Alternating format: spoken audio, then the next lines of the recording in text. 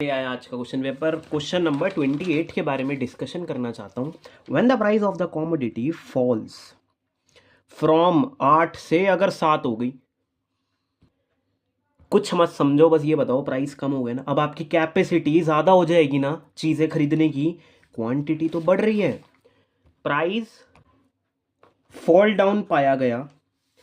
अच्छा, total expenditure कह रहा था, जब हम मार्केट में निकलते हैं ना एक सर्टेन अमाउंट के साथ, तो 200 रुपये का अगर मैं खर्चा करके आता हूँ 8 रुपये के प्राइस से, तो कितनी यूनिट लाता हूँ।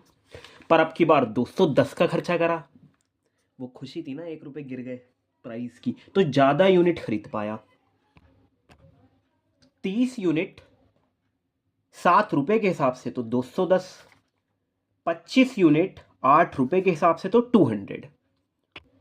हम पे ये आया ही था, और पता है हम दूसरा फॉर्मूला भी लगा सकते थे सर। दूसरा कौन सा? ये वाला यार, ओल्ड प्राइस अपॉन में ओल्ड क्वांटिटी और चेंज हम जो रख रहे होते हैं, ठीक है। पर as per the question demand, देखो परसेंटेज मेथड कह रहा था, तो हमारे बच्चों ने क्या करा, ऊपर रखा चेंज कितना आया, और जी प्रीवियस पहले प्राइस कितने थे, परसेंटेज में चेंज कितना आया। हाँ, परसेंटेज चेंज निकालना पड़ा। सर क्वांटिटी का चेंज 5 देखा गया,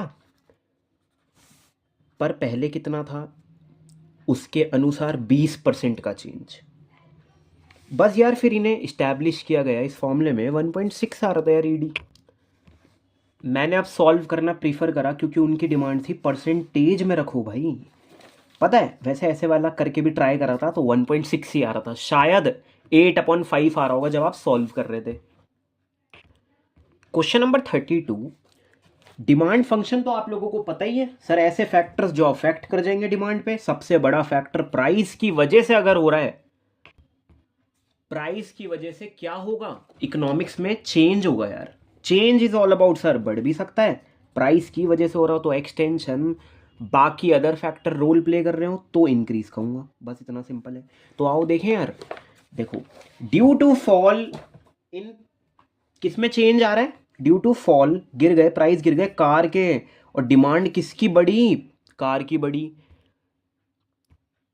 सर हम इसे कहना पसंद करेंगे दिस इज एन एक्सपेंशन हुआ है ये, क्योंकि इसके प्राइस की वजह से।